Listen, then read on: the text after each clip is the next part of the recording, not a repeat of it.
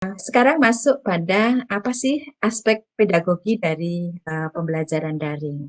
Sebelum masuk ke sini, maka saya akan bertanya dari materi yang sebelumnya.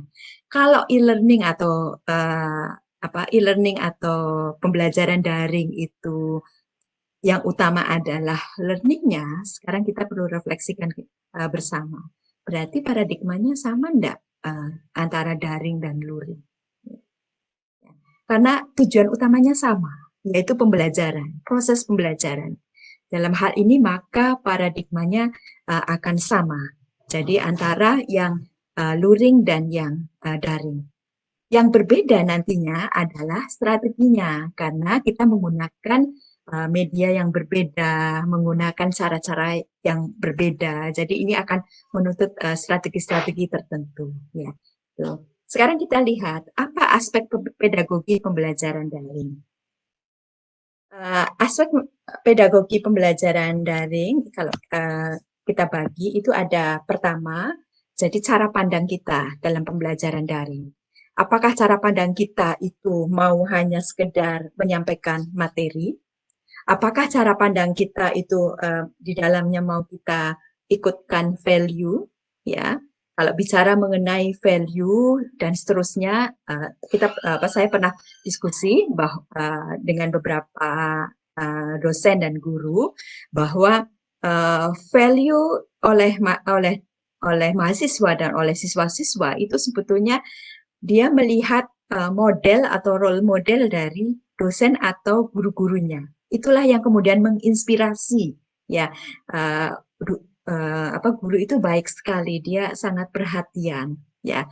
Nilai value memperhatikan kepada siswa atau kepada mahasiswanya, itulah yang dibawa oleh pembelajar tadi, oleh siswa dan mahasiswa tadi, itu yang menginspirasi dia di masa depannya ya. Itulah yang utama. Jadi role model dari dosen, gurunya, inilah yang menjadi value yang dilihat atau value yang ditiru oleh dosen-dosen, oleh mahasiswa-mahasiswanya. Mohon maaf, agak salah sebut.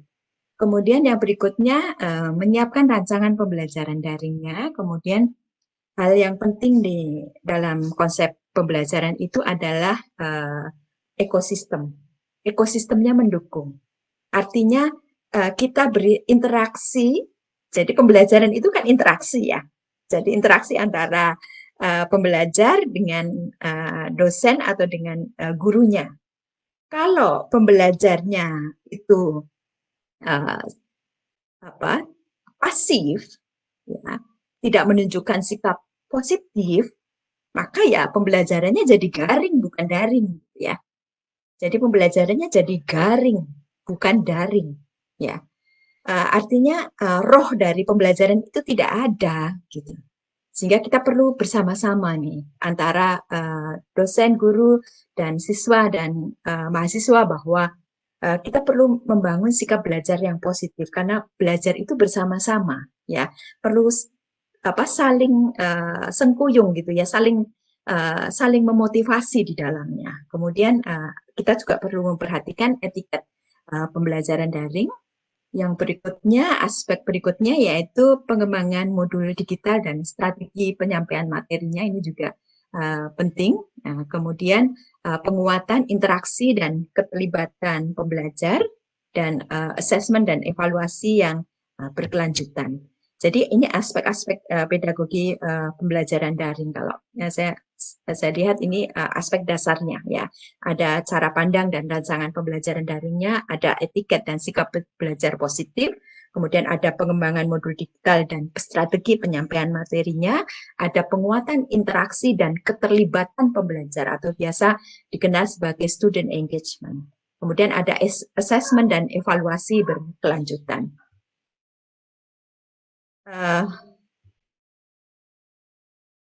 Ini saya buat kemarin ketika awal ada COVID-19, saya berusaha untuk memetakan apa yang terjadi di masyarakat terkait dengan pembelajaran daring.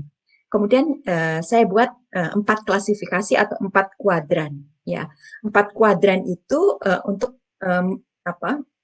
mempermudah step by step atau langkah demi langkah kalau akan melakukan peningkatan diri di dalam kelas daringnya. Kalau kita sebut kelas daring, maka kelas itu bentuknya adalah kelas fisik seperti kelas kita yang ada di sekolah, yang ada di kampus, itu kita bawa lewat daring. Jadi kelas tadi ada alat-alatnya, ada tools pendukung di sana yang itu dibawa ke kelas daring, yaitu tempat berkumpulnya, ya, tempat berkumpulnya materi, pembelajar, dosen atau guru di dalamnya. Jadi itu tempat berkumpul. Jadi kelas daring ini tempat berkumpul untuk belajar.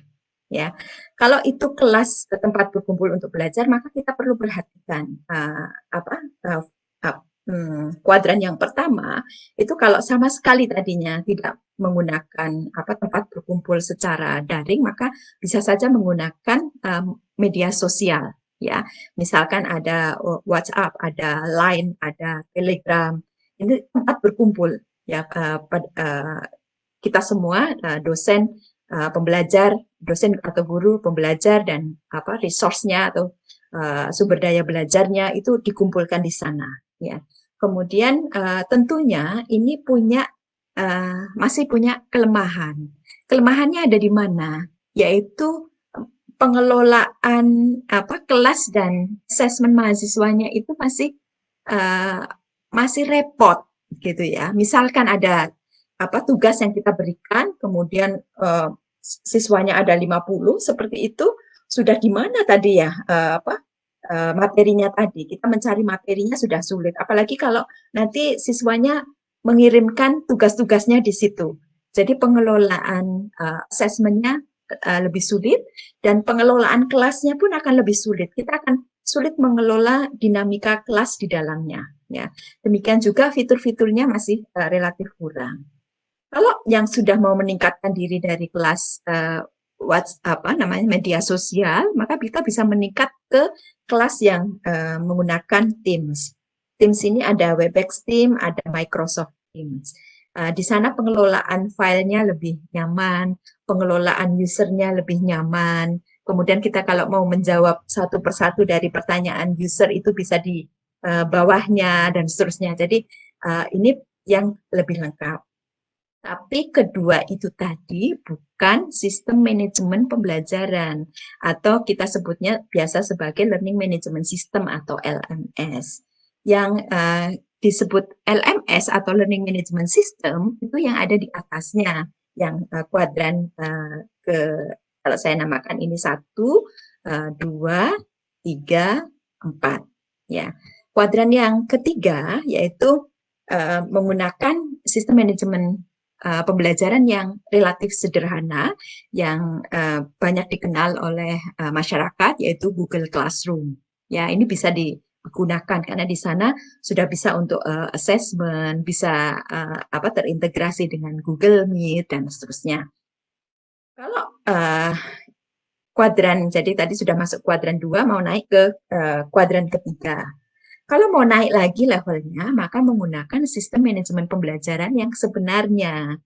Sistem manajemen pembelajaran yang sebenarnya itu ada banyak sekali. Ya, kita semua sudah pernah merasakan bagaimana belajar di Udemy, di Coursera, di edX, ya. Kemudian ada yang platformnya menggunakan edX, ada yang menggunakan Canvas, ada yang menggunakan Blackboard, dan ada yang menggunakan berbasis Moodle yang ini adalah resource yang bisa di-custom secara gratis ya. Elok ada di dalamnya. Elok memanfaatkan Moodle untuk proses pembelajarannya. Relatif atau malah sangat lengkap fiturnya ya. Mau melakukan alignment atau keselarasan antara capaian pembelajaran dengan assessment itu ada di Elok. Mau melakukan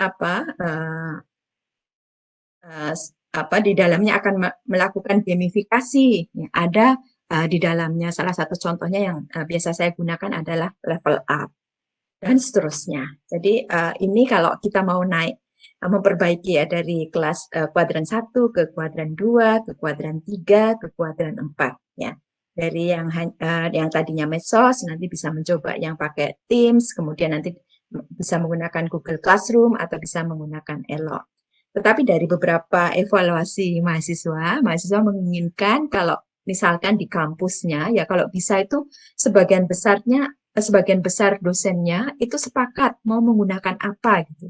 Misalkan apa yang mau digunakan itu adalah elok ya, maka ya menggunakan elok semua karena tidak harus mahasiswanya itu berganti uh, apa itu mata kuliahnya ada di mana ya, di Google Classroom atau di elok, jadi akan menimbulkan kebingungan. Jadi harapannya itu bisa sama.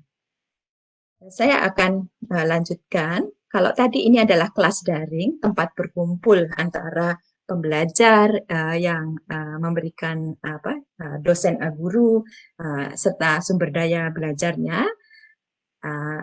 Kelas daring itu wadah, ya wadah. Sedangkan pembelajaran daring itu adalah aktivitas, ya, di mana aktivitas dasar yang penting yaitu pertama penyampaian objek belajarnya, di dalamnya termasuk capaian pembelajar dan sumber belajarnya. Kemudian ada interaksi pembelajaran, jadi ada fasilitasi diskusi, kemudian ada assessment dan evaluasi. 3 aktivitas dasar itu wajib ada di proses pembelajaran daring. Ya, jadi kalau ini kita lakukan hanya di media sosial, maka akan sangat kesulitan. Sehingga biasanya bisa dilakukan kombinasi. Yang berikutnya, sekarang saya masuk beberapa pertanyaan yang sering ditanyakan. Tadi paradigmanya sama atau berbeda? Ya, tadi sudah kita diskusikan di awal, karena tujuan atau tujuan akhirnya sama, yaitu pembelajaran, maka paradigmanya itu adalah sama. Ya, kita sebagai pengajar itu punya paradigma, yaitu kita punya 2 saluran atau 2 channel yang bisa terintegrasi di dalamnya, yaitu bahwa channel untuk menyampaikan materi dan channel untuk mendidik. Ya, mendidik. Di unsur mendidik ini kan ada value, ada nilai-nilai yang mau kita sampaikan di sana. Ya, idealnya kita bisa punya variasi, ya, punya variasi. Jadi pembelajaran fisik di kelasnya ada, pembelajaran online-nya ada. Sehingga dalam hal ini memang di dalam sekarang ini, maka memang kedua pengalaman itu harus pernah kita lakukan baik oleh dosen maupun oleh siswa atau dosen atau guru atau oleh siswa atau mahasiswa. Jadi harus pernah melakukan atau punya pengalaman itu supaya dari pengalaman-pengalaman itu nanti akan muncul strategi-strategi apa yang bisa dilakukan kemudian. Kembali lagi bahwa ketika paradigma kita sudah tertata seperti itu, maka akan lebih mudah nanti. Oh, kalau sudah punya pengalaman, bagaimana ya caranya bisa di dalam mengedukasi atau di dalam memberikan materi itu bisa sambil memberikan nilai-nilai integritas profesional, mendidik menjadi pemimpin dan seterusnya. Nanti muncul kalau kita sudah melakukan atau sudah punya pengalaman. Kalau sudah punya pengalaman, ruginya dapat, maka kita punya strategi ke sana. Kemudian yang berikutnya nanti bagaimana membangun sikap belajar yang positif. Itu pun terjadi kalau kita sudah mengalaminya. Ya. Masa pandemi ini merupakan wahana atau tempat kita belajar bersama-sama, dan ini betul-betul membuat kita tersadar bahwa ya teknologi itu jangan kita musuhi. Jadi teknologi itu bisa menjadi saling mendukung seperti itu. Kalau kita bicara mengenai pedagogi, tidak lepas dari kawasan tujuan instruksional. Kita tahu ada kawasan kognitif, ada kawasan afektif, ada kawasan psikomotor. Kalau kognitif, maka kita bicara tentang kemampuan intelektual dari kemampuan berpikir paling sederhana sampai yang paling kompleks. Kalau yang kawasan afektif ini bicara tentang kepekaan rasa, emosi, nilai, dan sikap. Kemudian psikomotorik yaitu berkaitan dengan gerak atau koordinasi saraf dan otot, ya. Nah, mengenai keterampilan. Dan ini kalau kita lihat untuk kawasan kognitif biasa memakai taksonomi Bloom yang versi revised, ya. Nah, tidak saya bahas detail di sini, tapi ini menjadi aspek pedagogi penting dari seorang pengajar. Ada 9 karakteristik pembelajaran yang sudah disebutkan di dalam SN Dikti, ya. Jadi ada integratif, yaitu mengutamakan proses interaksi dua arah antara mahasiswa dan dosen, kemudian holistik, ya, kemudian integratif, scientific, kontekstual. Jadi proses pembelajaran ini disesuaikan dengan kemampuan menyelesaikan masalah dalam ranah keahliannya, kemudian tematik, efektif, kolaboratif, dan berpusat pada mahasiswa. Saya akan coba lanjutkan